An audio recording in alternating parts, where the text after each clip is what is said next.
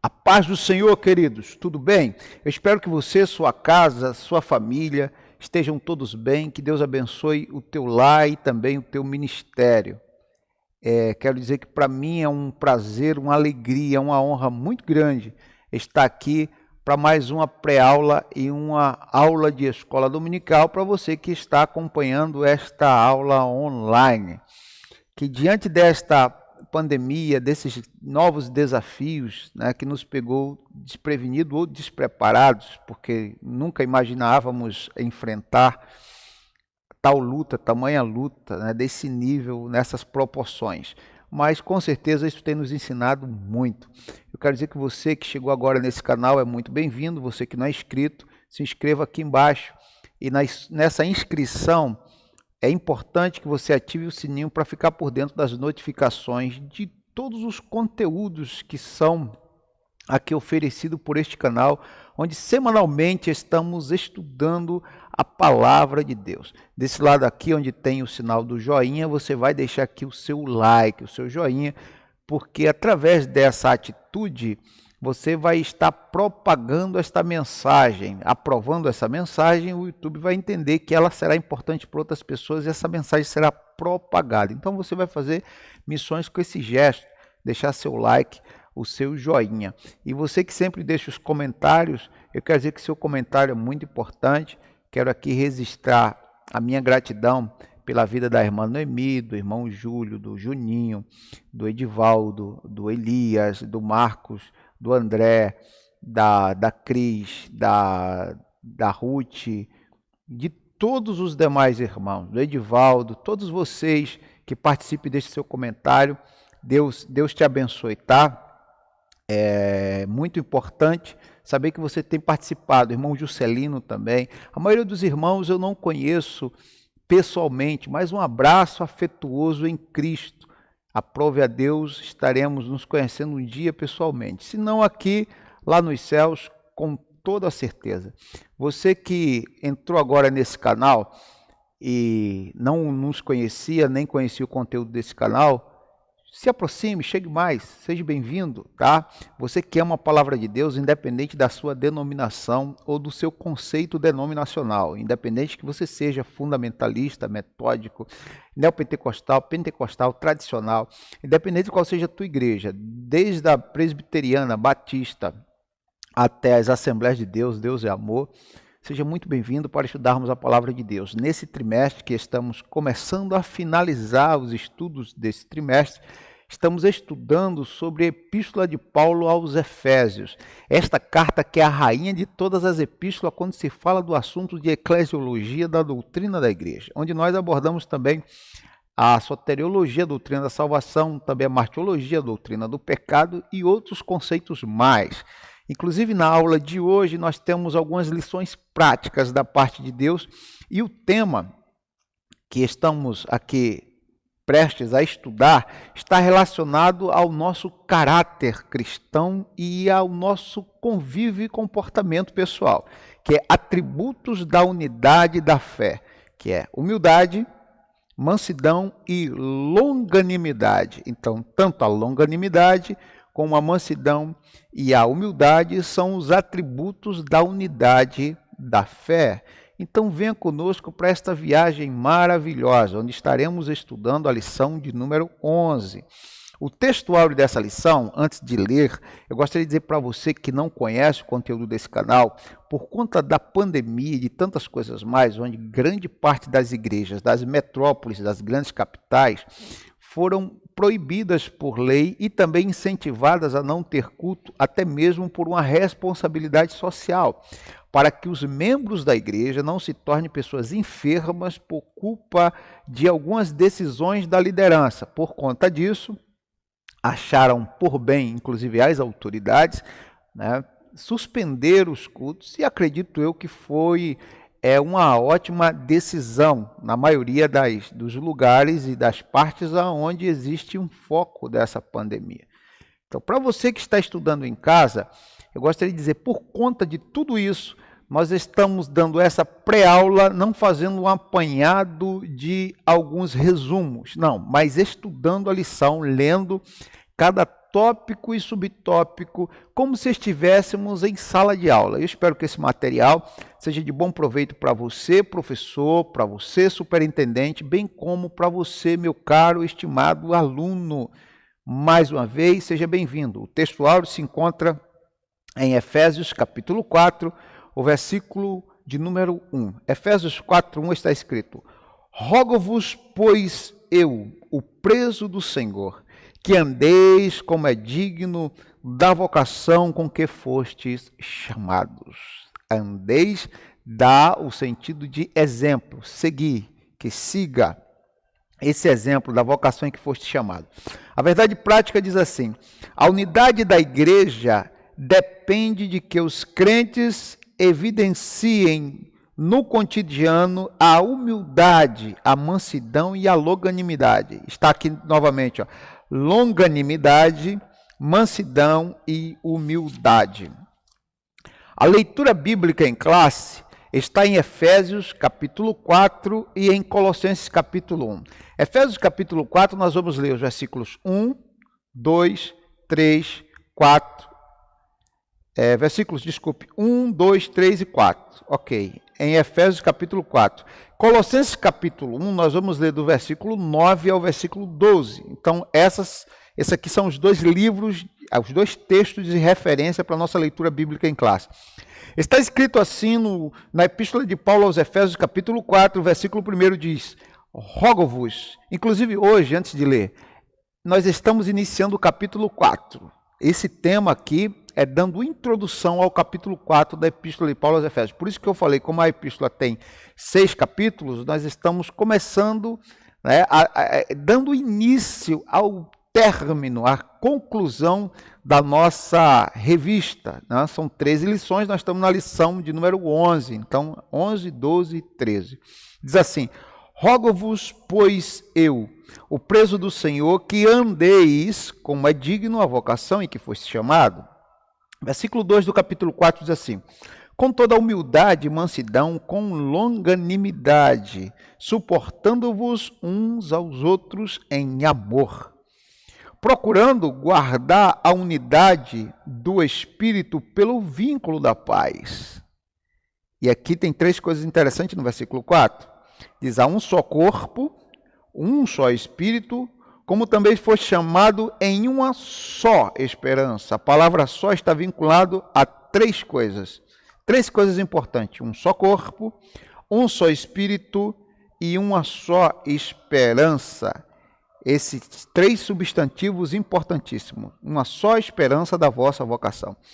Colossenses capítulo 1, do versículo 9 ao 12 está escrito: por esta razão, nós também, desde o dia em que ouvimos, não cessamos de orar por vós e de pedir que sejais cheios do conhecimento da sua vontade em toda a sabedoria e inteligência espiritual. Novamente, sejam cheios do conhecimento da sua vontade em toda a sabedoria e inteligência espiritual, para que possais andar dignamente diante do Senhor, agradando-lhe em tudo, frutificando em toda boa obra e crescendo no conhecimento de Deus, corroborados em toda a fortaleza segundo a força da sua glória, em toda a paciência e longanimidade com gozo, dando graças ao Pai que nos fez idôneos para participar da herança dos santos. Nos fez idôneo para participar da herança dos santos. Essa foi a nossa leitura bíblica em classe. Então nós vamos estudar dentro desse tema, sobre esse comportamento cristão que está de forma intrínseca, está preso ao nosso caráter, está entranhado em nós, essas 3 qualidades: humildade, mansidão e longanimidade. Se não está, deveria estar, ou deve estar, ou tem que estar entranhado em nós. Tá? Essas 3 características importantíssimas. A introdução fala assim: após concluir a oração intercessória em favor da igreja e, ao mesmo tempo, estimular os cristãos a viverem para a glória de Deus, que é no versículo 16 ao 21 do capítulo 3, o apóstolo passa a enfatizar a necessidade da unidade dos crentes, agora no capítulo 4, versículo 1 ao 16. Assim, nesta lição, estudaremos as virtudes fundamentais. Quais são essas virtudes? Como eu acabei de falar, tem que fazer parte do caráter cristão. Se não faz, deve fazer, tem que fazer, senão mesmo não é um caráter cristão completo ou genuíno. E essas virtudes fundamentais é a humildade, a mansidão e a longanimidade, que levam a igreja a viver uma perfeita unidade conforme a palavra de Deus. Então, para viver conforme a palavra de Deus, é imprescindível e é fundamental que tenha essas 3 virtudes aí onde nós iremos estudar. Para haver uma unidade é preciso humildade. Vamos lá? Humildade. Humildade é uma virtude imprescindível para o fortalecimento da comunhão cristã. Espera-se que os crentes sejam humildes não somente diante de Deus, mas também entre eles. A humildade não sai diante de Deus. Deus, o Senhor é tudo, eu não sou nada. Não. A humildade é diante das pessoas e não é só em palavras, é em atitudes.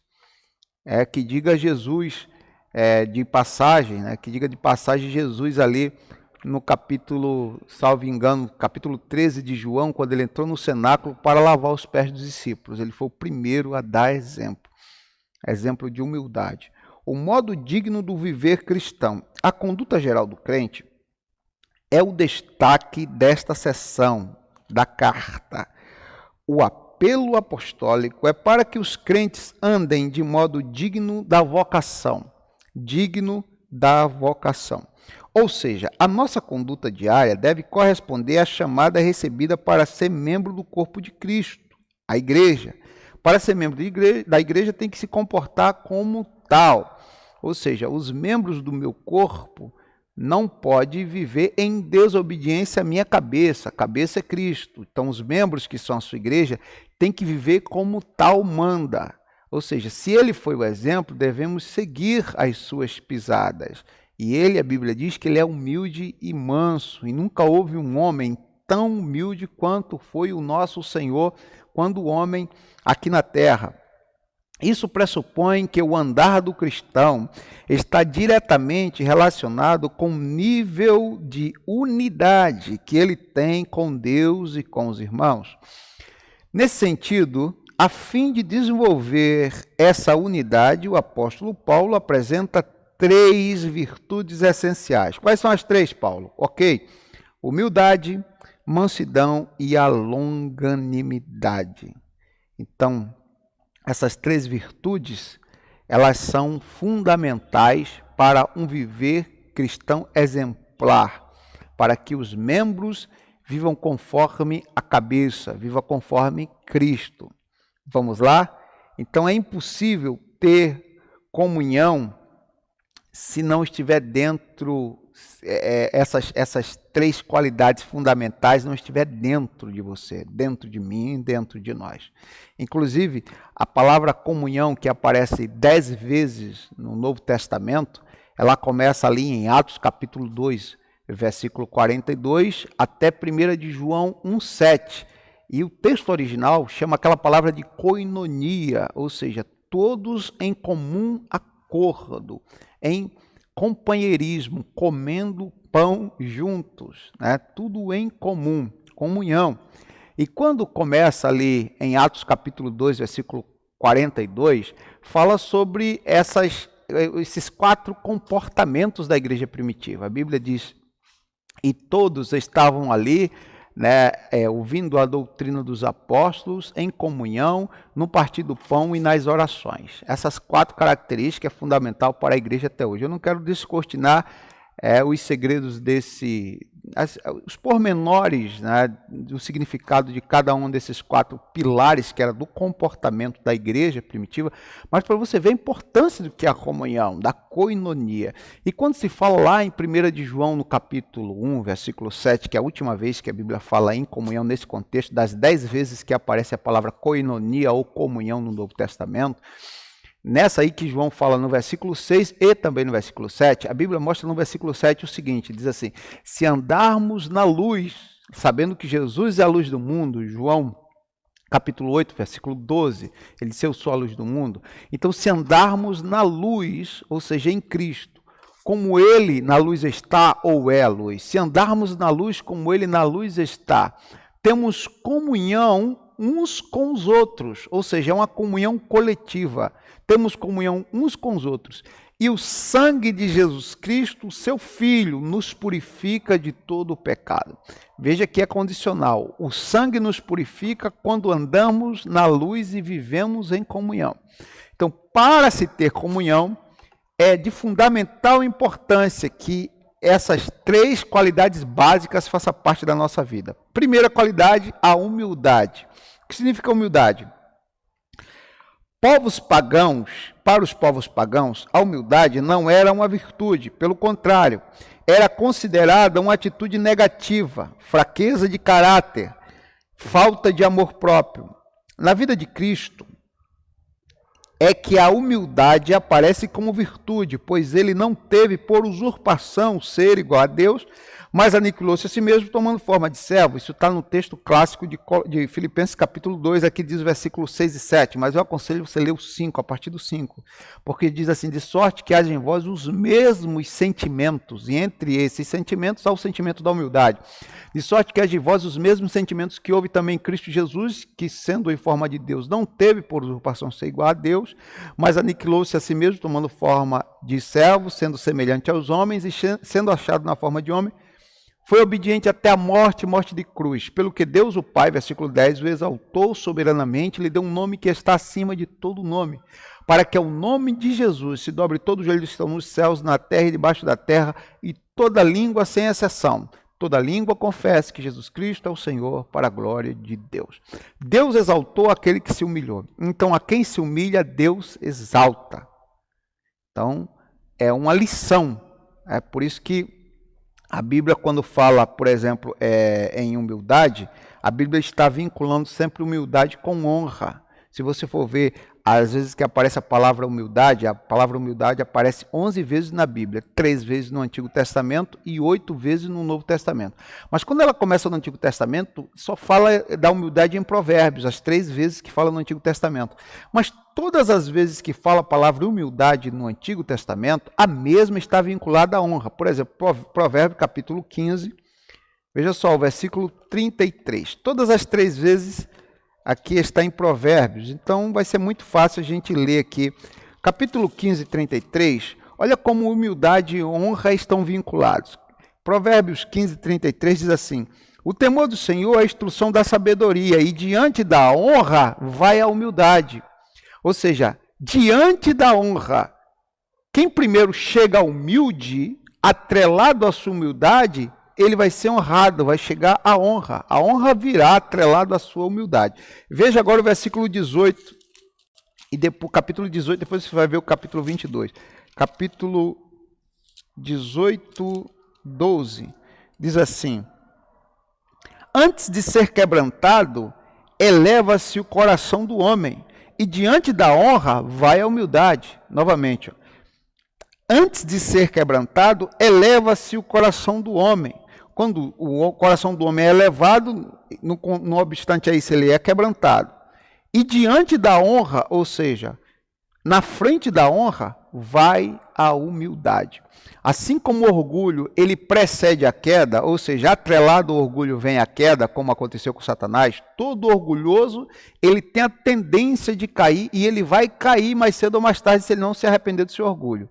A mesma coisa, do contrário, o antônimo disso, claro, é a humildade. Todo humilde vai ser exaltado, todo humilde vai ser honrado. Não por si mesmo, por ser humilde.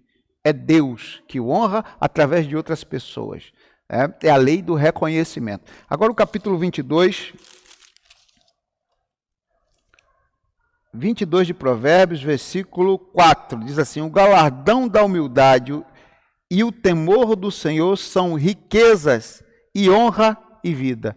Riquezas, honra e vida.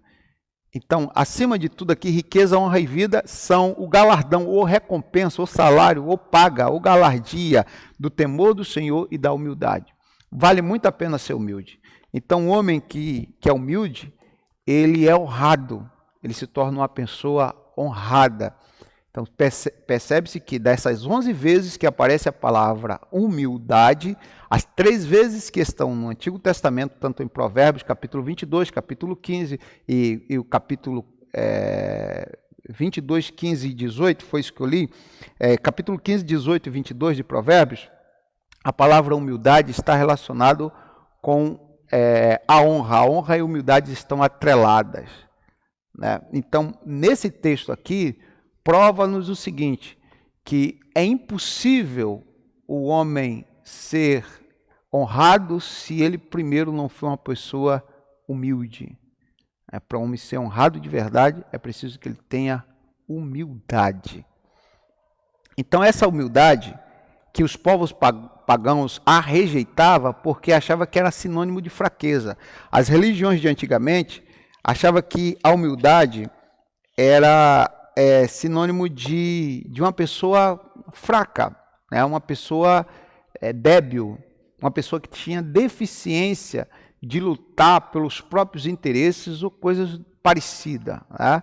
Todos os deuses do panteão grego, do panteão romano, eram deuses que lutavam, que brigavam, eram sanguinários, eram vingativos, eram vingadores. Então, a ação desses deuses, tanto de Zeus, de Júpiter, como a ação de Heras, de Vênus, de Atenas, não tinha nada a ver com humildade. Eles eram, pelo contrário, eram deuses soberbos. Então, quando Jesus veio mostrando esse lado divino, o lado da humildade, isso escandalizou alguns e deixou outros encantados, né? Com licença da palavra encantado, deixou as pessoas boquiabertas com aquela nova doutrina, como alguém tão superior pode se fazer tão inferior, a ponto de fazer, sendo igual a Deus, né, não ter por usurpação, tomar o lugar de Deus, mas humilhar-se, tomando forma de homem, fazendo semelhante aos servos, lavou os pés dos discípulos, serviu, foi o exemplo, né, de todos os servos. Que coisa tão bonita, tão bonita. Quando alguém achou que alguém ia matá-lo por vontade de homem, ele disse que a vida dele, ele estava doando como um servo. E ele disse, no capítulo 10 de João, versículo 17, a seguir é um texto que você deve conhecer, ele diz assim, ninguém me atira de mim, mas eu de mim mesmo a dou como um serviçal, como um escravo voluntário, como um servo. Sendo o Senhor, se fez servo por nós. Isso é muito lindo. Eu de mim mesmo a dou. É como se ele estivesse servindo a vida dele de bandeja. Eu de mim mesmo a dou e eu a faço de mim mesmo. Esse mandamento eu recebi de meu Pai, por isso que ele me ama, porque eu dou a minha vida para tornar a tomá-la de volta. Isso é muito lindo, é ser obediente até a morte. Então, isso é um sinal de verdadeira humildade. É impossível alguém ser humilde e ser desobediente ao mesmo tempo. É impossível. Soberba, desobediência, elas não fazem parte do mesmo cardápio da humildade. A humildade é carro-chefe para a obediência. Vamos lá.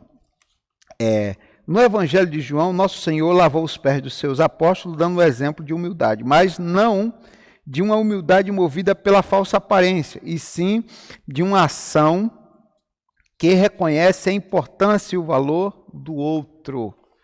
Então, a coisa que Jesus sempre fez foi reconhecer o valor das pessoas. Ele tratava seres humanos como seres humanos. Tanto que todas as pessoas que se aproximavam de Jesus foi em busca de alguma coisa. Tanto no âmbito espiritual, como no âmbito físico, material.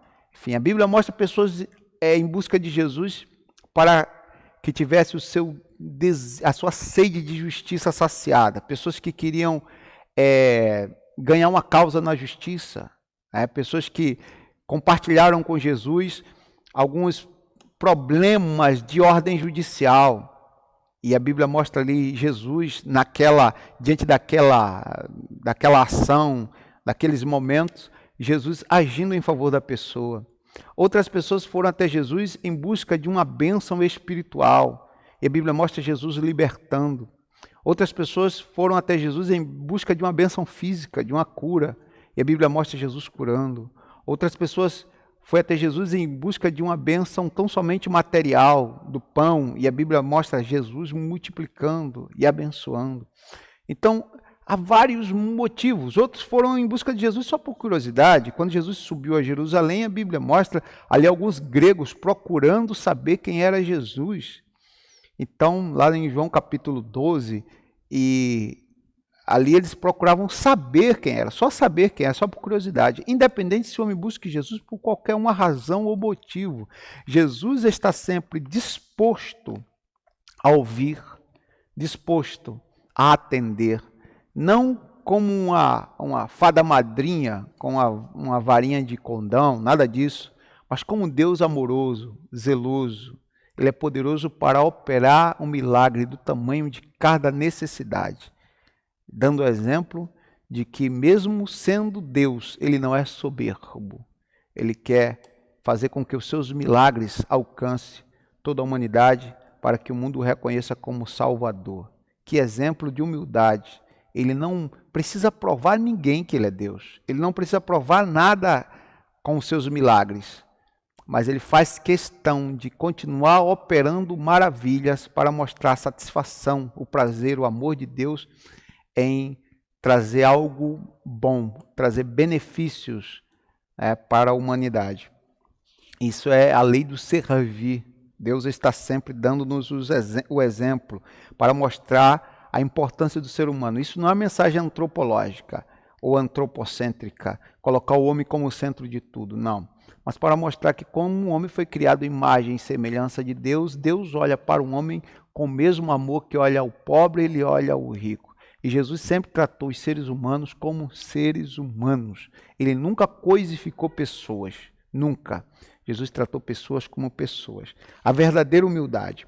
O que fica claro em Jesus e no ensino dos apóstolos, o apóstolo Paulo, é que a pessoa humilde expressa a modéstia em oposição ao orgulho e à arrogância.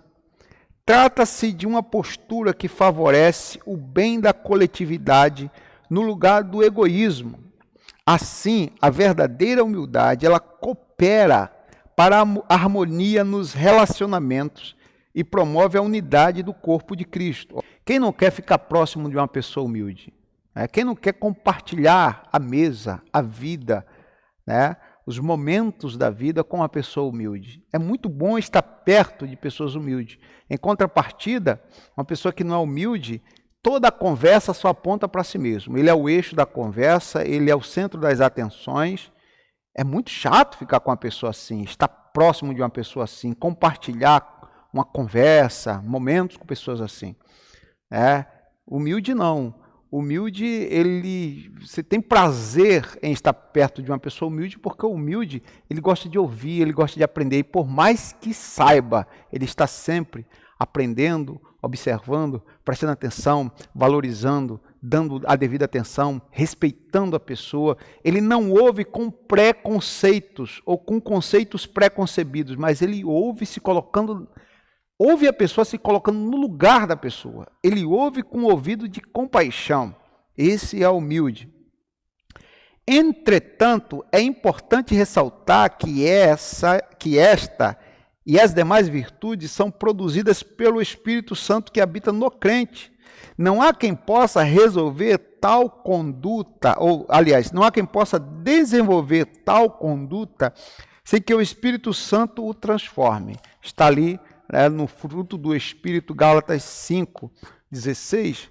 Então, é impossível que o homem seja de fato humilde sem passar por essa transformação no Espírito Santo. É porque o Espírito Santo nos convence e nos faz refletir a imagem do próprio Deus. Nos faz refletir a imagem de Cristo.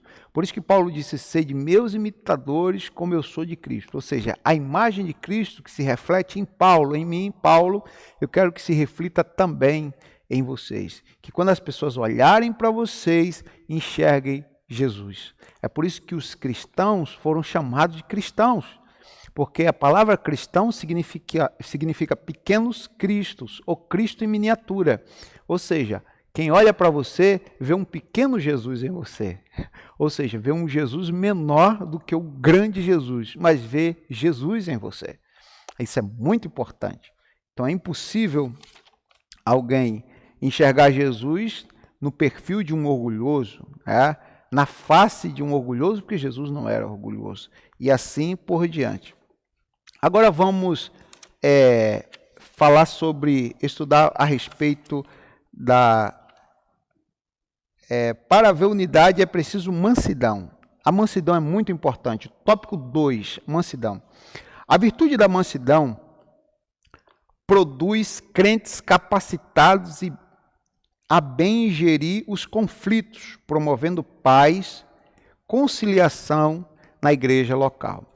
Então, a mansidão ela produz nos crentes capacitados a bem gerir, ou seja, os crentes se transformam administradores das suas emoções e também dos conflitos alheios. Existem 4 tipos de temperamentos, os mais quentes e os mais frios. Se você for estudar a psicologia básica, por exemplo, um círculo como se fosse uma pizza, você divide uma cruz, 4 pedaços, você vai ver, por exemplo, a minha parte direita aqui, a parte de cima, seria o temperamento colérico. Desse lado de cá, o sanguíneo. Essas são as 2 partes quentes, 2 temperamentos quentes. Os 2 temperamentos mais frios, aqui a parte de baixo da minha esquerda seria o melancólico e da minha direita a parte inferior seria o fleumático. Todos têm os seus defeitos e qualidades. E todos os seres humanos, quando não tem um único temperamento, é regido por 2 ou 3 temperamentos, mas sempre tem um predominante. O colérico, eles são os grandes líderes. Em compensação, eles que vêm na boca, eles falam. Eles são, por natureza, muito soberbos. Nada que as pessoas fazem presta, só o que ele faz presta. Claro que tem grandes líderes, inclusive no nosso meio, que são coléricos, mas o Senhor trabalhou esse temperamento. Mas vem cá. Deus muda o temperamento? Não, Deus não muda. Deus transforma o temperamento. Mas qual a diferença de mudar para transformar? É muito fácil. Por exemplo, se eu mudar de casa, eu mudo de endereço. Eu passo a morar em outro lugar. Ou seja, eu deixo de ser colérico para ser fleumático, sanguíneo, melancólico. Deus não faz isso. A pessoa nasceu com temperamento, aquele temperamento ele vai ser trabalhado, mas a pessoa vai conviver com aquele temperamento a vida inteira. O que é um temperamento transformado? A pessoa continuar com o mesmo temperamento, é como se eu continuasse com a mesma casa, em vez de eu me mudar, aquela casa foi transformada, ou seja, Deus derrubou aquela casa e no mesmo espaço, no mesmo endereço, sem eu me mudar dali, Deus fez uma casa nova. Ou seja, é o temperamento de uma nova criatura, de um novo homem. É um temperamento que, mesmo sendo colérico, fleumático, melancólico ou sanguíneo, ele é um temperamento que reflete Cristo.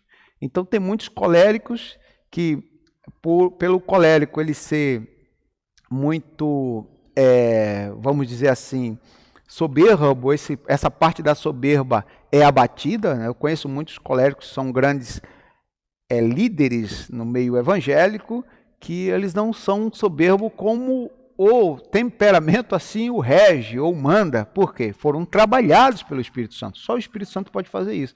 Já o sanguíneo, ele é aquela pessoa que, quando você chega na festa que você encontra o sanguíneo, você percebe que a festa começou a ter graça, começou a ter sentido. Quando ele não está ali, a festa não tem graça. É a pessoa engraçada, que faz piada, que brinca, que é divertida, é alegre, faz amigo muito fácil, é difícil fazer inimigo. Em compensação, fala muito, não faz, promete, geralmente não cumpre. Então, tem também seus defeitos. Mesmo ele sendo sanguíneo, Deus ele trabalha para transformar. Deus não muda, não tira o temperamento sanguíneo dele, mas transforma aquele temperamento. Só quem faz isso é o Espírito Santo.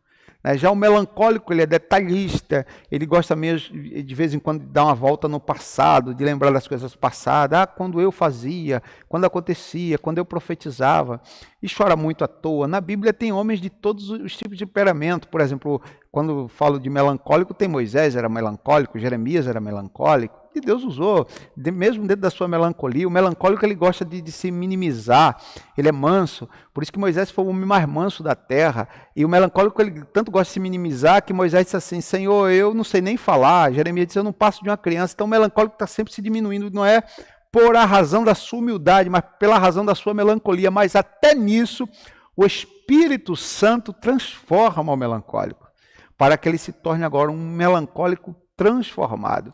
E o fleumático é aquele que é um pacificador. O fleumático desses aqui, como ele é do temperamento mais frio, tanto ele e o melancólico, eles são os mais mansos. Mas além de manso, o melancólico, o fleumático é muito pacificador. Em compensação, ele tem fama de preguiçoso. O fleumático trabalha pouco, não gosta de se movimentar muito, é muito diferente, é o oposto do colérico, que gosta sempre de estar fazendo alguma coisa, fazendo, acontecendo, construindo e tal. Mas, em contrapartida, o fleumático, ele se coloca muito no lugar das pessoas. Então, tem os seus defeitos? Também tem, mas Deus também transforma o fleumático para que o seu temperamento venha a ser regido pelo Espírito Santo. Então, com a licença profética, olhando nos seus olhos, independente de qual seja o teu temperamento, o Espírito Santo vai trabalhar transformando-o para o serviço da obra e do reino de Deus. Creia nisso. Você pode julgar, mas eu queria ter paciência, Deus não me dá paciência. Quem disse que Deus precisa te dar paciência?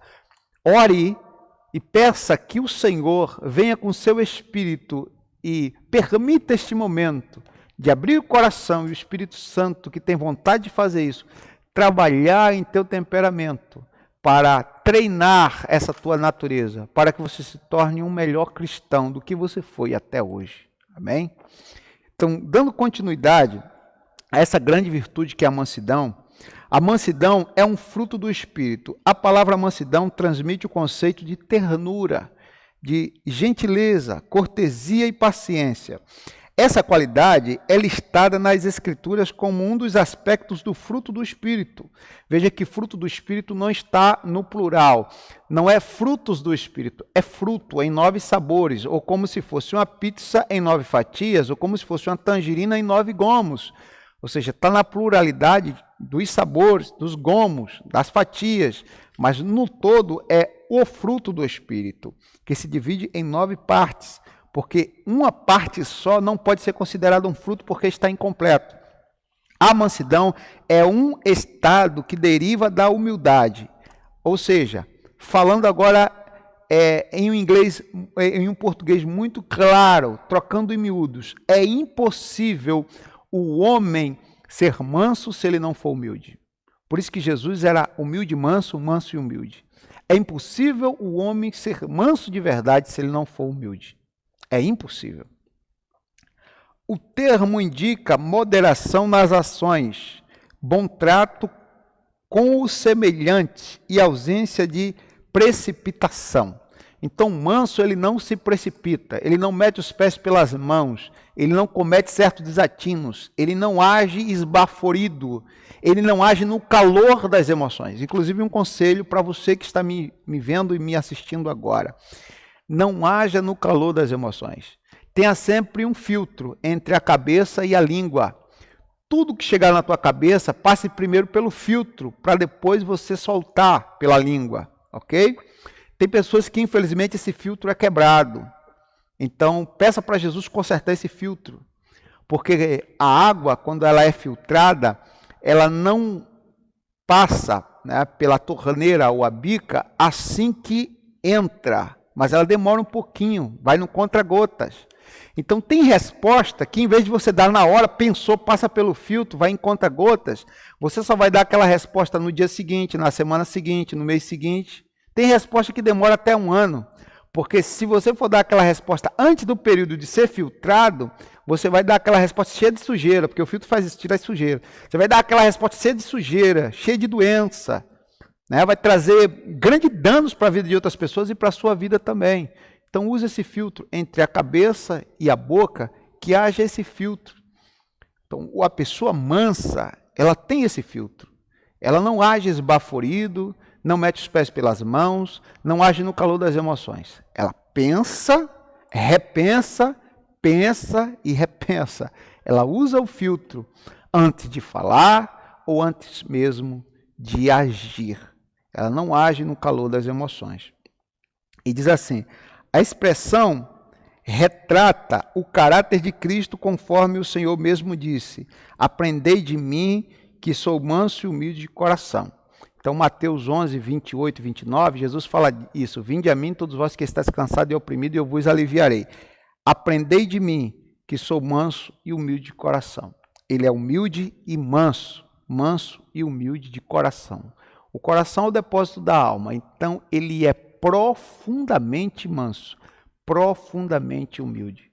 Quando Paulo escreveu aos Romanos no capítulo 8, a partir do versículo 30, 35, quando ele diz assim, versículo 31, quando ele mostra ali que nós somos mais que vencedores, Paulo disse, se Deus é por nós, quem será contra nós?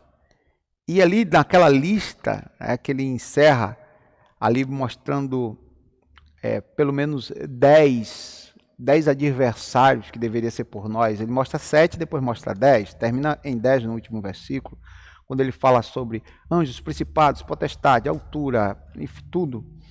Mas ali dentro daqueles 17 adversários que poderiam se levantar contra nós, que não superam o amor de Deus, ele diz que em todas essas coisas somos mais que vencedores.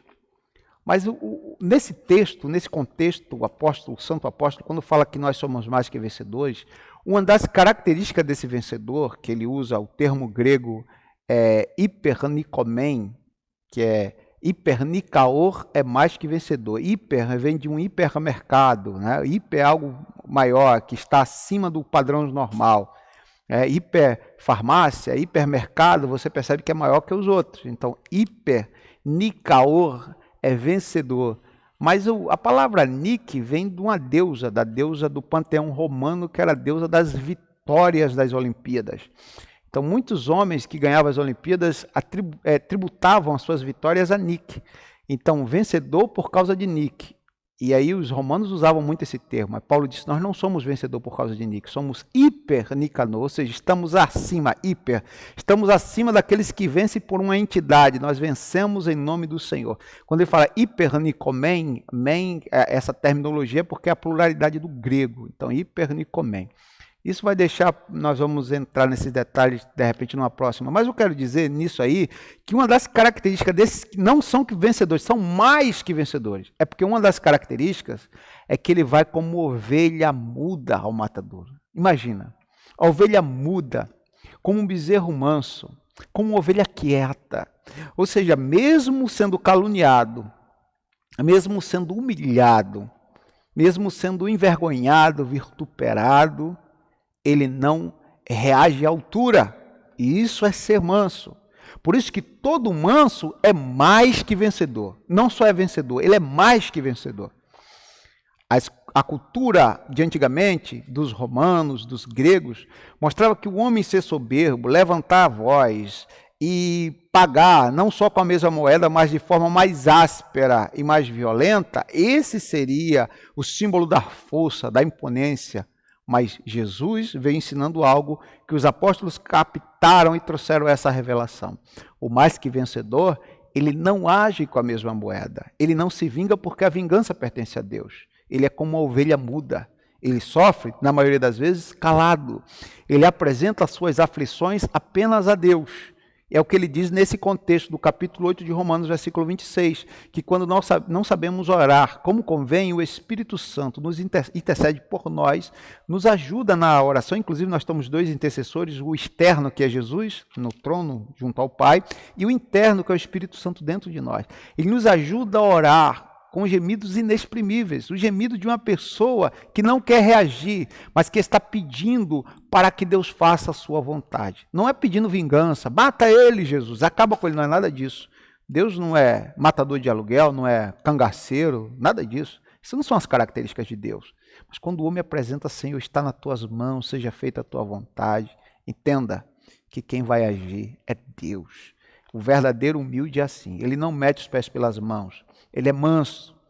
Então, por ele ser manso, quem age por ele é Deus, o valente, o leão da tribo de Judá, vai reagir e vai agir em seu lugar. Aprendei de mim que sou manso e humilde de coração, profundamente. Grandes exemplos de mansidão, Moisés e Jesus. Eu falei um pouco de Moisés e Jeremias, mas aqui fala Moisés e Jesus. Moisés foi reconhecido como o homem mais manso que havia sobre a terra. Números 13, 12, 3. Inclusive, Moisés, essa palavra mansidão, ela aparece 15 vezes na Bíblia, 3 no Antigo Testamento e 12 vezes no Novo Testamento. Mas o que eu acho interessante é que, por exemplo, o Salmo 18, aqui versos, não sei se 35 ou 38, deixa eu ver. Salmos 18. Salmos 18. Salmos 18.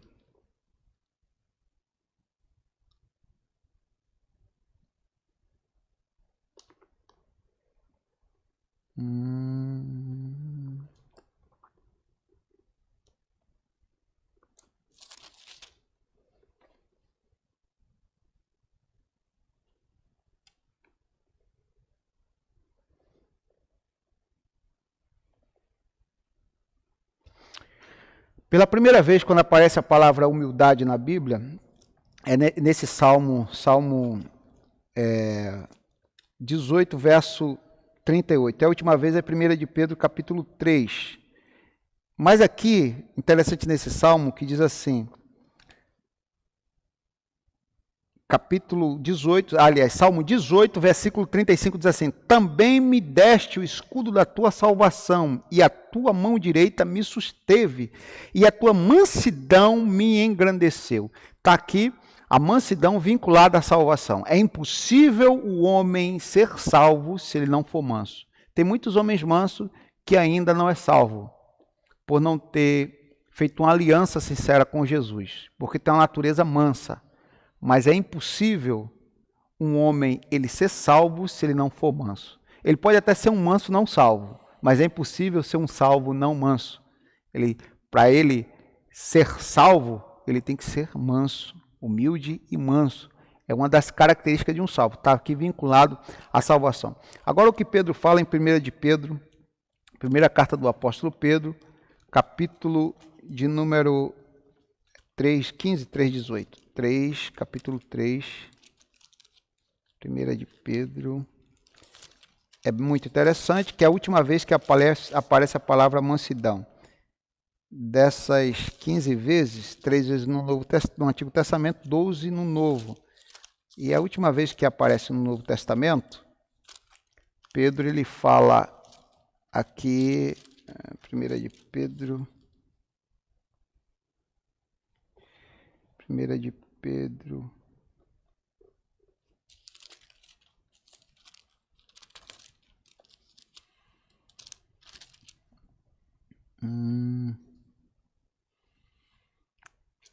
Primeiro de Pedro 3,15 diz assim: antes santificai a Cristo como o Senhor em vosso coração. Veja aí, mostrando o coração de forma mais profunda, a santidade de forma mais profunda.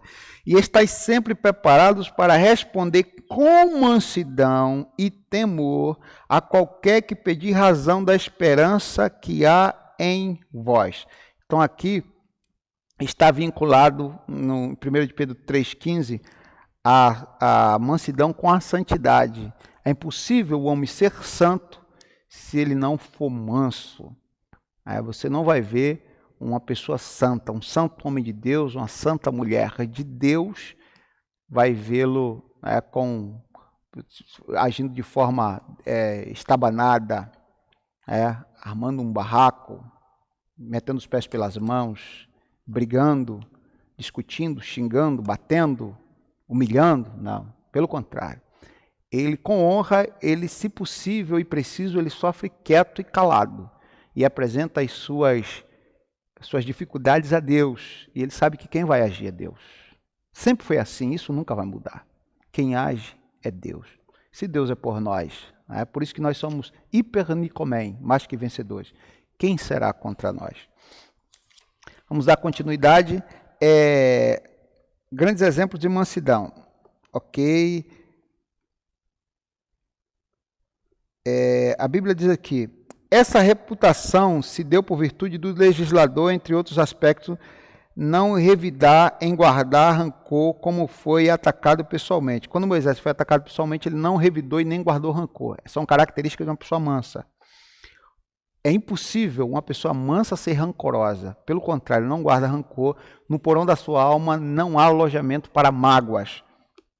Nem mágoas e nem rancores. Nessa mesma perspectiva, Jesus Cristo manteve o autocontrole enquanto era injustamente caluniado. E durante seu julgamento não pronunciou qualquer palavra contra seus acusadores. Assim temos exemplo de mansidão diante das mais difíceis circunstâncias. Então, diante das provas mais difíceis, Jesus ele provou a sua mansidão. Quando alguém disse assim, alguém queria se intervir, né, na crucificação, Jesus disse, olha, se eu quisesse, eu rogaria ao Pai, e ele enviaria 72 mil anjos para me livrar nessa hora, mas eu não quero. Então imagina, ele tinha o poder de destruir tudo se ele quisesse, mas ele não respondeu aos homens, né? Não reagiu à altura nem do que os homens mereciam e nem na altura do que ele estava recebendo, dos açoites, da humilhação, do escarnecimento. Se ele o quisesse, ele o faria, mas ele, como manso, cordeiro manso e humilde, ele subiu a cruz calado. Glória a Deus. É um grande exemplo para nós. Verdadeira mansidão. Pessoas com essa virtude são disciplinadas e capacitadas a perseverar na perseguição. É o que está em Romanos 12, 12 ao 14.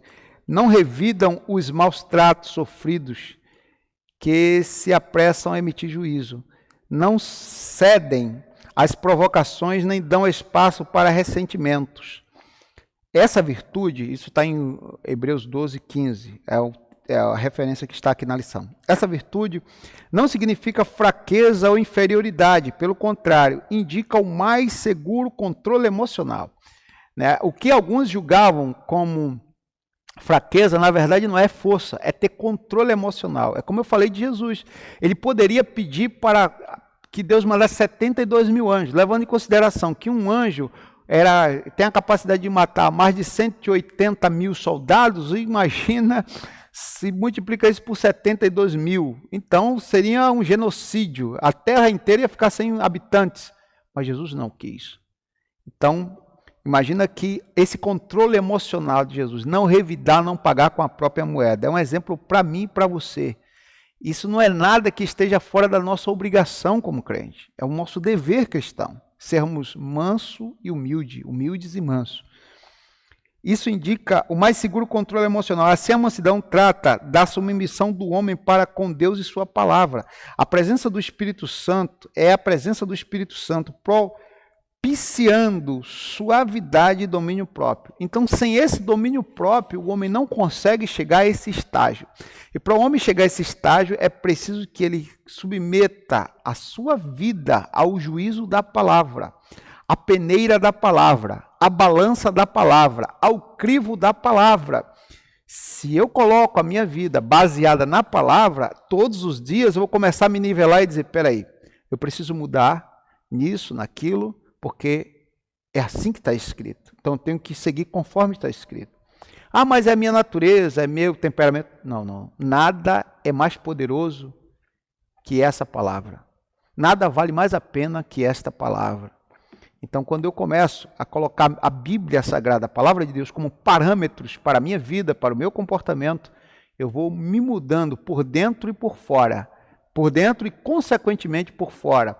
Ou seja, em razão de mudar os meus pensamentos, eu mudarei também as minhas atitudes. E entre pensamentos e atitudes, existe sentimento, existe hábitos, caráter, e tudo isso vai sendo mudado a partir dos pensamentos. Mudou os pensamentos, toda uma cadeia agora é mudada, vai se mudando até chegar em caráter, né? Através de atitudes, de gestos, de palavras, tudo vai mudar. A pessoa que olha o antes e olha o depois vai ver realmente uma mudança extrema, a água em vinho. Mas é porque tal pessoa submeteu a sua vida ao juízo da palavra de Deus, à transformação da palavra. Vamos lá, mansidão pressupõe conciliação. O comportamento conciliador é a demonstração prática da conduta de quem possui mansidão. Então, primeiro, quem possui mansidão possui o fruto do Espírito. O grande exemplo de mansidão, Moisés e Jesus. A verdadeira mansidão, ela brota de dentro e ela é nivelada pelo crivo da palavra.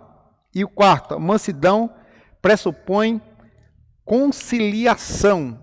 É impossível uma pessoa ser mansa e ela fomentar intrigas, ou ela armazenar ódio, vingança, certos tipos de ressentimentos e de mágoas, rancor. Uma pessoa mansa, ela não é rancorosa. Isso não estava nas características da vida de Moisés, nem de Jesus e nem de tantos outros que eram mansos. E diz assim, o comportamento conciliador é a demonstração prática da conduta de quem possui mansidão por meio de uma postura equilibrada diante das circunstâncias adversas. Está em 1 de Pedro 2,23. Essa transmite a ideia de pacificação, um meio harmonioso de administrar os conflitos. 2 de Coríntios 2,10. De todos os crentes de cada igreja se todos os crentes de cada igreja desenvolvessem a virtude da mansidão, o espírito conflituoso desapareceria. Olha que coisa linda. Vou repetir, se todos os crentes de cada igreja desenvolvessem a virtude da mansidão, o espírito conflituoso, de disse-me-disse, de discórdia, de aquele espírito de emulações, pelejas, ele desapareceria. Em lugar de sentimento faccioso, eles apresentariam um espírito manso e conciliador. Haveria muito mais comunhão do que sentimentos inflamados, ressentimentos, rancores e mágoas. Haveria uma koinonia generalizada. Eu fico muito triste quando eu vejo brigas de grandes convenções. E olha que eu conheço boa parte delas do Brasil. Pela graça de Deus eu conheço, infelizmente, desde o Norte, Nordeste, Sul, Sudeste, convenções e seus líderes. Infelizmente, existe muitos conflitos e que acabam se transformando, vindo a público, se transformando até em escândalo. E quando a gente vai ver, na verdade, a grande maioria é por razões ínfimas. É só um me perdoe que faltou, você tem razão, eu me equivoquei, eu me excedi, eu fui muito soberbo, eu preciso te entender melhor. Tudo bem, faz parte. Atitudes assim, essas palavras mudaria, sem dúvida nenhuma, mudaria o rumo de muitas igrejas hoje. Existem estados onde há igrejas que deveriam ser co-irmãs, porque uma surgiu da outra, ou ambas derivou-se da mesma mãe, e eu não quero entrar em detalhes porque isso não convém, mas essa é uma realidade. Existem conflitos. É feito um congresso aqui, na mesma data é feito outro ali, para ter essa rivalidade para os membros daqui não ir para ali, os membros daqui não ir... Meu Deus do céu! Eu não entendo quais são as Bíblias que esses homens leem. Eu não entendo quais são as lições, quais são os apóstolos que esses homens seguem. Eu não entendo, não consigo entender. Então, quando nós alcançamos uma maturidade espiritual, uma maturidade bíblica, uma maturidade ministerial, a gente percebe o que realmente tem valor. As coisas ínfimas que a vida traz e a vida leva, o que não vale a pena. A gente entende o que vale e o que não vale a pena. E a pessoa mansa, ela nunca age prontamente no calor das suas emoções. Ele pensa e repensa, e por mais poderoso, entre aspas, ou influente que seja, ele se coloca na vida, ou o seu comportamento reflete a vida do mais humilde. Ele se coloca no corpo, no lugar do mais humilde. Não, se eu estivesse no lugar dessa pessoa, talvez eu faria algo pior. Então, assim como eu gostaria de obter o perdão, eu tenho que perdoar esta pessoa por ter errado contra mim, porque talvez no lugar dele eu faria coisas piores. Isso acontece. Se Deus me perdoou com todos os meus defeitos, quem sou eu para não perdoar o meu irmão com todos os defeitos que ele tem? Mas vamos dar continuidade. Em lugar de sentimento faccioso, eles apresentariam um espírito manso e conciliador. Então, essa conciliação, ela acontece por conta da mansidão. Para haver unidade, é preciso longanimidade para o exercício do perdão. Então, para ter o perdão, é necessário que tenha esta palavra, que já é longa, né? Longanimidade. O que significa longanimidade? Que vem de longânimo, ou um ânimo longo, para a gente entender melhor. A virtude da longanimidade capacita o crente a ser tolerante com os erros alheios e assim liberar o perdão aos ofensores. A virtude da longanimidade capacita o crente a ser tolerante com os erros alheios, ter paciência com erros alheios, ter um ânimo longo, ou seja, demorar para irar. A Bíblia diz isso, demorar em irar-se. Isso é ter um ânimo longo. Inclusive, essas são as características de Deus. Deus não se ira assim tão fácil. Deus é longânimo em irar e pronto em perdoar. Olha que característica boa. Tem gente que é o contrário, que é pronto em brigar e longânimo em perdoar. Demora para perdoar, mas é rápido para brigar.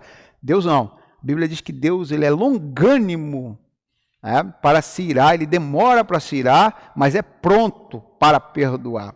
E diz assim: a longanimidade tem o sentido de paciência, tolerância e constância. Quando fala em tolerância aqui, entenda bem que esta palavra aqui, longanimidade, não tem nada a ver com aquela tolerância de você ser uma pessoa que encobre os erros da outra, né? Como, por exemplo, Eli, que encobriu os erros dos seus filhos, Ofni e Finéias. Foi um pai que teve uma educação, promoveu nos seus filhos uma educação desastrosa, encobriu os erros dos seus filhos. Então ele foi conivente, e tolerância aqui não é conivência. Tolerância é você suportar o peso do outro. É você levar em consideração, naqueles 20 conselhos que Paulo dá em 1 Tessalonicenses capítulo 5, tem 4 conselhos ali que começam, me parece que é versículo 13, eu sei de cor, mas eu gostaria de ler para você, que fica mais bonitinho. 1 Tessalonicenses capítulo 5, existe ali 20 conselhos pastorais, mas daqueles 20 conselhos pastorais, Paulo, ele nos solapa com a palavra de Deus, né? Ele bate muito forte ali, mas é necessário e é muito importante. E diz assim, versículo 14, rogo-vos também, irmãos, olha os 4 conselhos, rogo-vos também, irmãos, que admoestei os desordeiros, consoleis os de pouco ânimos, sustentei os fracos e sejais paciente para com todos. Então eu tenho que, cada pessoa tem que ter um comportamento. Como líder, aquela minha ovelha, se ela tem um comportamento de desordeiro, eu tenho que admoestar. Se ela tem um comportamento de um desanimado, de pouco ânimo, eu tenho que consolar. Se ela tem um comportamento de fraco, eu tenho que sustentar. E ser paciente com todos esses 3. Ser paciente com o desordeiro, ser paciente com os de pouco ânimo, os desanimados, e ser paciente com os fracos. Existem pessoas que é fraco que a gente trata como desanimado. Você não pode tratar o desanimado e o desordeiro como pessoas iguais, porque o desordeiro ele precisa de ordem. Então, o desanimado, você dá ânimo. A Bíblia diz assim, consoleis de pouco ânimo, ou seja, desanimado você consola. Se você consolar um desordeiro, ele vai continuar fazendo desordem. Então, para cada um, existe um tipo de ação por ordem pastoral, por ordem da liderança, isso é normal. Então, para o desordeiro, eu tenho que admoestar, colocar a ordem nele. Agora, os de pouco ânimo ou os desanimados, eu tenho que consolar, trazer um consolo, trazer ânimo para ele. E os que estão fracos, eu tenho que sustentar, carregar. É isso aí que esse contexto aqui diz. nessa palavra tolerância é carregar o peso dele. E o mais importante de tudo é o quarto conselho desses três, é ser paciente para com todos. A Bíblia mostra aí 4 conselhos, sendo que o quarto é que eu seja paciente tanto com o desordeiro, seja paciente tanto com o desanimado e seja paciente com o fraco. Eu seja paciente com todos eles. Então, é essa paciência aqui que a Bíblia diz que nós devemos treinar, essa longanimidade, ou seja, ter um ânimo longo para se irar. Não irá tão fácil, qualquer coisa eu já meto os pés pelas mãos, já me deixa... Eu conheci um pastor muito antigo, né? Eu era muito jovem ainda, ele tudo já me deixa arrupiado, né? Então que você não fique arrupiado a ponto de se inchar e querer reagir de imediato, né? Respira e saiba que Jesus no seu lugar, ele pensaria antes de fazer qualquer coisa dessa que você está pensando em fazer. Ele disse, se eu quisesse, eu rogaria o Pai, ele mandaria 72 mil anjos para me livrar. Destruía todo mundo, mas eu não quis fazer isso. Então isso é interessante. E essa palavra longanimidade, ela aparece 13 vezes na Bíblia, 2 vezes no Antigo Testamento e 11 no Novo Testamento.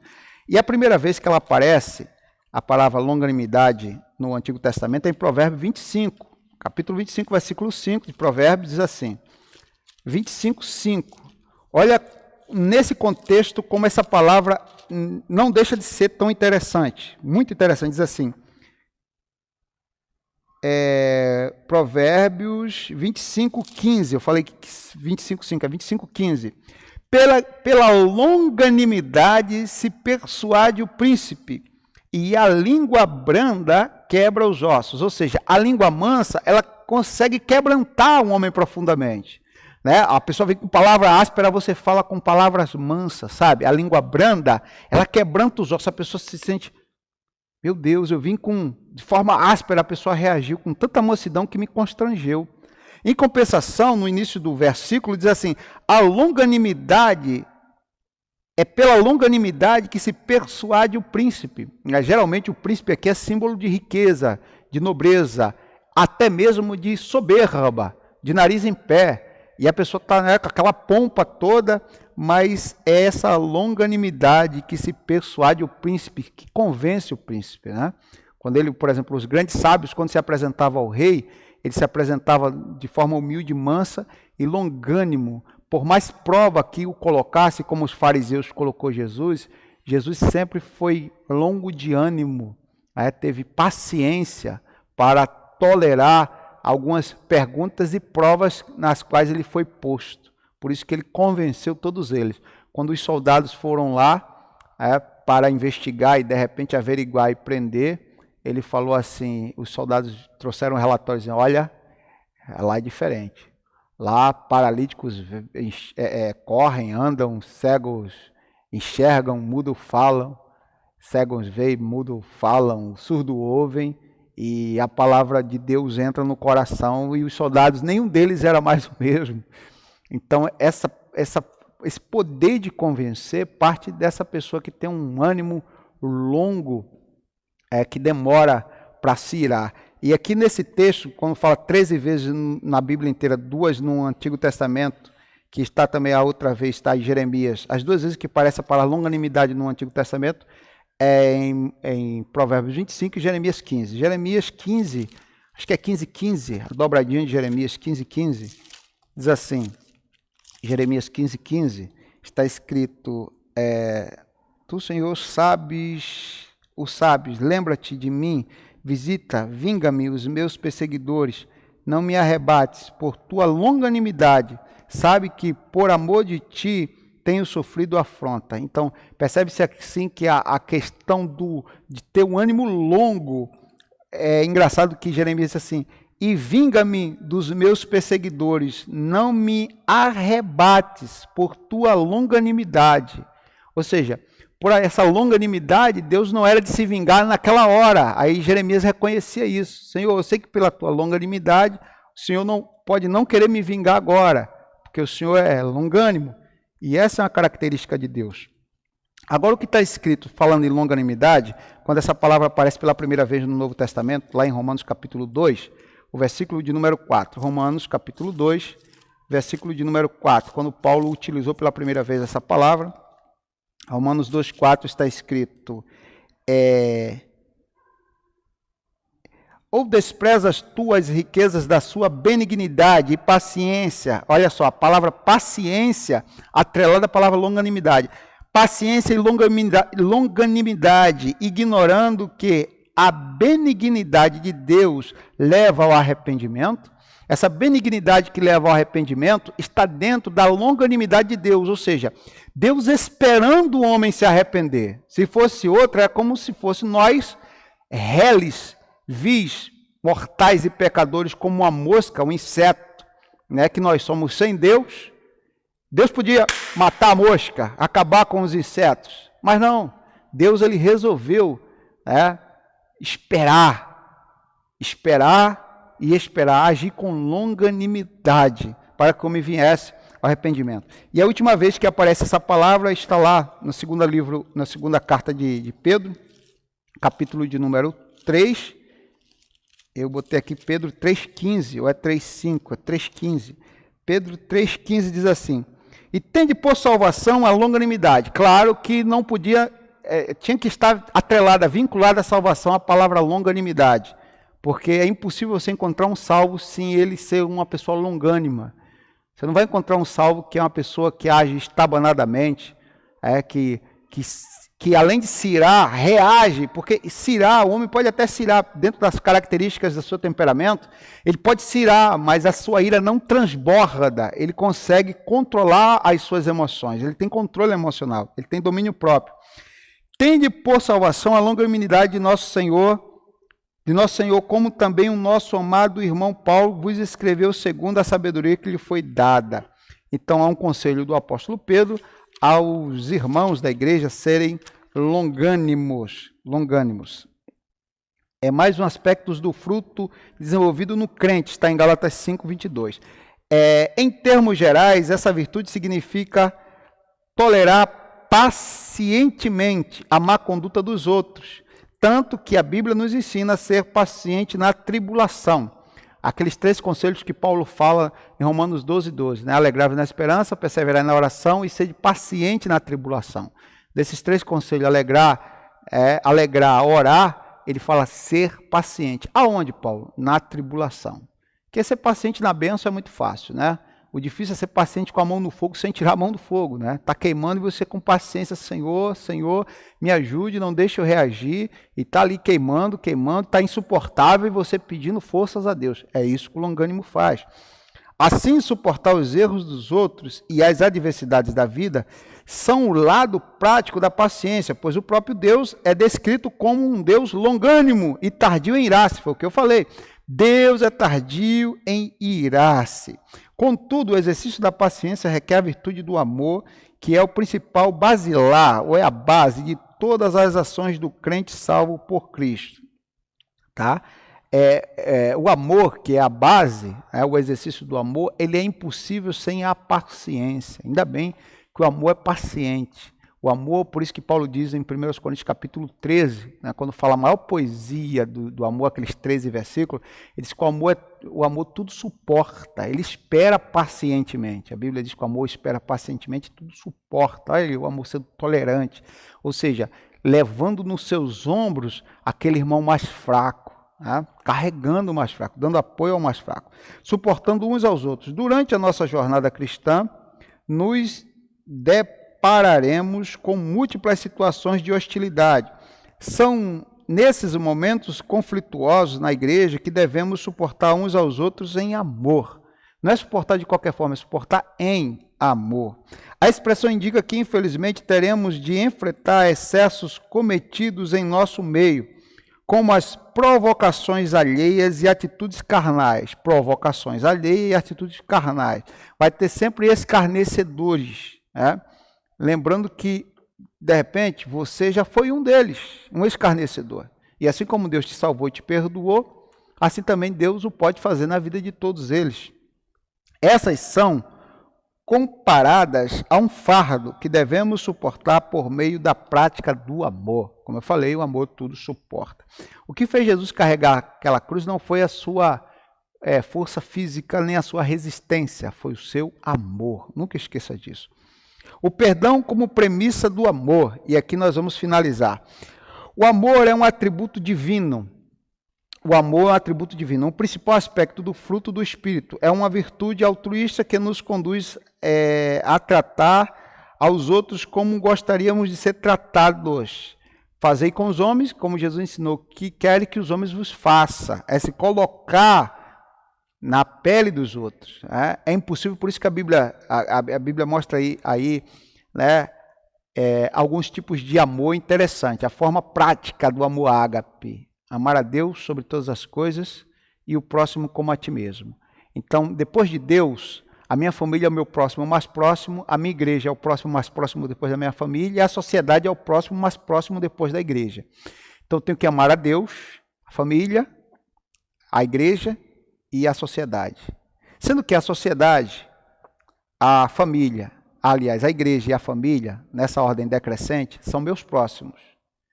Acima dos próximos está Deus. Mas você tem que entender que existe um sujeito oculto nas entrelinhas. É si mesmo. E não é um narcisismo. Não é um amor da super autovalorização. Não é um amor da vaidade de Narciso. Né? Aquele amor que você morre, bendito seja eu, louvado seja o meu nome. Não é nada disso. O amor... Esse amor que está nas entrelinhas é amar a si mesmo, é o seu bem-estar físico, o seu bem-estar emocional e o seu bem-estar espiritual. É você procurar o bem-estar para si mesmo.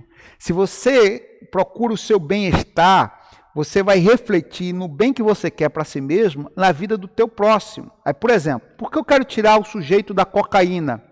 Porque eu sei que aquela química iria me prejudicar, então não quero que esses prejuízos, assim como eu não quero para mim, eu não quero para o meu próximo. Assim como eu sei que o tabagismo, o cigarro, causa danos à minha saúde física e espiritual, assim eu não quero ver a saúde espiritual e física do meu próximo afetada. Então, o bem que eu quero para mim é o bem que eu quero para ele. O mal que eu não quero para mim é o mal que eu não quero para ele. Eu não gostaria de me ver no inferno, então eu não gostaria de vê-lo no inferno. Por isso que a Bíblia diz, amar o próximo como a si mesmo. Não se pode esquecer desse si mesmo. O detalhe de tudo é esse si mesmo.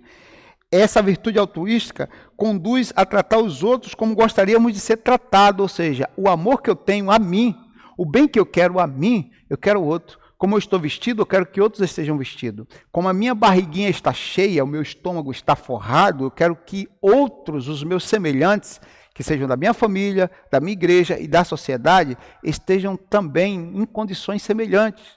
Assim como eu não quero que falte um teto sobre minha cabeça, eu não quero ver o meu semelhante desabrigado, desalojado, morando ali debaixo de pontes, de viadutos. Então é importante você entender isso. É amar a Deus, aí vem o amar a si mesmo, aí o amar o próximo, que seria família, igreja e sociedade. Está aí as 5 fases, as cinco etapas do amor ágape. Deus, você, aí vem família, igreja e sociedade. É importante você amar a si mesmo, e esse amor, que não é o amor narcisista, mas o amor cristão, faz com que você reflita a vida do outro, faz com que você se coloque na vida do outro. Assim como eu não quero esse mal para mim, eu não quero para a vida desta pessoa. É agir de íntima compaixão, é se colocar, né, na condição de outra pessoa, como fez assim um bom samaritano. E diz assim, desse modo, a tolerância entre irmãos em Cristo deve ser mútua, isto é, amando ardentemente uns aos outros com um coração puro. 1 de Pedro, capítulo 1, versículo, 1 de Pedro, capítulo 1, versículo 22, é a referência que está aqui na lição. Perdoando e sendo perdoado, ou seja, o perdão que eu quero é o perdão que eu libero. Tanto que quando Jesus ensinou o Pai Nosso, no capítulo 6 de Mateus, ele disse assim, quando orares, né, ele nos ensinou a orar, ele disse assim, Pai, perdoa os meus pecados, assim como tenho perdoado aos meus devedores. Perdoa as minhas dívidas. É impossível você pedir para Deus perdoar a sua dívida se as pessoas que te devem não têm o teu perdão. Então, é o que eu falei, amar o próximo como a si mesmo, amar a si mesmo, e entender que assim como Deus te recebeu, te acolheu, te perdoou, assim você deve receber, acolher e perdoar outras pessoas. Amar outras pessoas, abraçar outras pessoas, até aquelas que não merecem, porque você não merecia. E Deus mesmo assim o fez. Por isso que ele ensinou, Senhor, na oração, perdoa as minhas dívidas como tenho perdoado aos meus devedores. E agora, se você não perdoa os devedores, que coragem você terá de fazer essa oração? Qual é a sinceridade que estará nas tuas palavras e sentimentos no momento dessa oração dominical? Pense, reflita, isso é importante.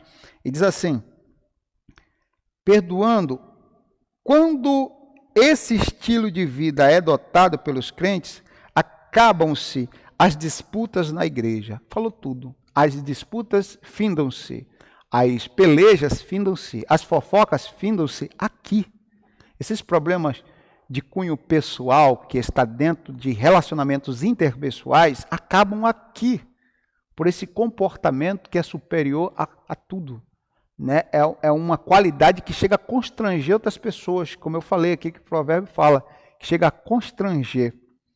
Conclusão diz assim, vimos o convite de Paulo aos crentes para um viver digno e uma perfeita unidade.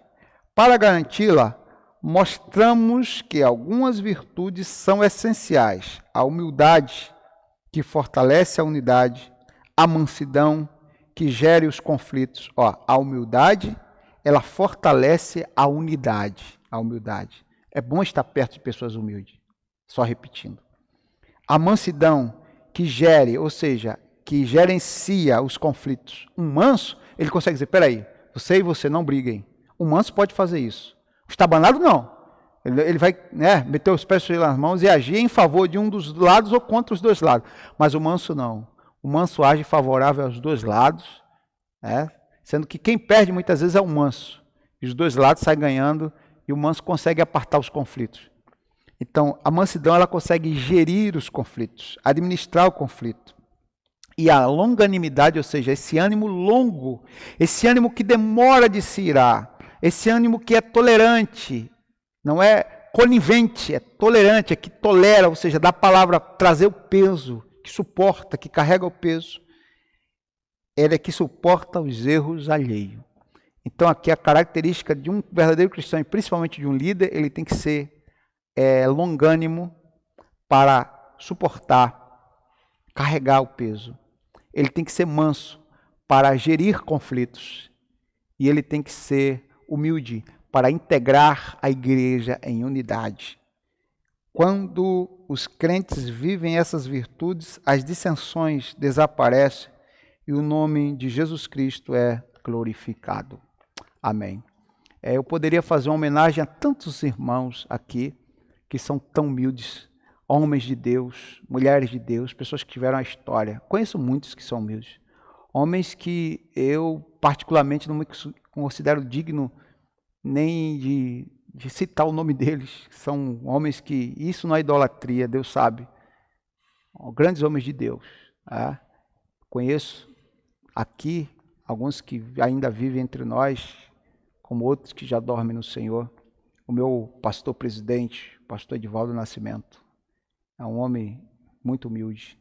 Pastor Eliseu Menezes, um homem muito humilde. Mas eu não poderia esquecer meu mestre, pastor Antônio Gilberto, muito humilde. E um dos que eu conheci, tive o prazer de conhecer, e que estive com ele algumas vezes. Meu Deus do céu, que homem humilde. Ele era presidente das Assembleias de Deus do Nordeste, da Convenção Alagoana e presidente da capital, o saudoso pastor José Antônio dos Santos, Zé Neco. Ele não foi o meu pastor, mas se fosse, eu com certeza ganharia muito com isso. Que grande homem de Deus, que humildade. E tantos outros homens são exemplos que deixaram legado. Se você procurar aqueles que já partiram e são humildes, você vai perceber que as pessoas que conheceram de perto tais homens não têm o que falar mal deles, pelo contrário. Porque foram pessoas que deixaram nas suas pisadas a marca de Cristo. Eu gostaria de deixar essa reflexão para você. Quais são as pisadas que você tem seguido? Então, pense nisso. Isso é muito importante para o seu viver cristão, para o seu caráter cristão, para o seu viver diário. Essa foi a lição de hoje e espero que tenha te ajudado e abençoado a tua vida. Eu gostaria que você reunisse a sua casa, a sua família, junto a você, em frente dessa televisão, desse tablet, desse celular, e vamos orar. E se você está sozinho no seu carro, para o seu veículo, encoste aí no cantinho e vamos fazer essa oração juntos, amém? Gostaria de abençoar a sua vida através dessa oração, sua família, seu ministério. Oremos. Pai, em nome de Jesus, nós te glorificamos pela tua palavra. Abençoe, Senhor, cada um dos teus filhos. Ser com todos eles, meu Deus. Guarda a casa, a família, o ministério, a vida, o rebanho. Senhor, ser com aqueles que têm perdido até o ânimo. Outros perderam a esperança, a vontade de viver. Quantas pessoas pensando em suicídio agora? Pessoas que estão vivendo uma depressão profunda. O estado de ansiedade, Senhor, chegou ao topo da tolerância. Pessoas que estão em crises de ansiedade, crises agudas. Pessoas que estão movidas, meu Deus, a psicotrópicos, a remédios controlados. Que estão, Senhor, vivendo nessa dependência química por conta de todas essas mazelas que têm acontecido. Nesse instante, Deus, eu te peço que a minha voz vá, Senhor, ao encontro desta pessoa, como o Senhor vai ao encontro do teu filho com o teu braço paterno aberto para abraçá-los. E que essa minha voz também, Senhor, em contrapartida, vá de encontro, como que um carro trombando, atropelando todas as mazelas, toda a ação demoníaca, maligna, malévola, maus pensamentos e todas e qualquer ação do inimigo sobre a vida desta pessoa ou da família desta pessoa. Eu te peço, Senhor, agora estende as tuas mãos, corta o aço, quebra o arco, corta a lança, queima os carros, cavalos e cavaleiros do inimigo no fogo, para que todos se aquietem e saibam que tu és Deus. Opera milagres e faça maravilhas. Abençoa a família, Senhor. Abençoe, Senhor, a tua igreja. Abençoe o teu povo. Abençoe a integridade da igreja, a união da igreja, a coinonia da igreja. Ser com todos, cada família e cada pessoa. Em nome de Jesus. Amém e amém. Você que está me assistindo, independente de onde seja, deixe o seu comentário. Deus abençoe. Você que não é inscrito, se inscreva aqui embaixo. Ative o sininho das notificações para ficar por dentro dos conteúdos produzidos nesse canal. Desse lado aqui tem o joinha, o like. É importante você deixar o seu joinha, o seu like, para que essa mensagem venha a ser aprovada e venha a ser divulgada para mais pessoas que precisam ouvir. Deus te abençoe, meu irmão. Deus te abençoe, minha irmã. Conte conosco, conte comigo, conte com as minhas orações. Até a próxima, querendo Deus, um forte abraço, um abraço afetuoso em Cristo. Deus te abençoe em nome de Jesus.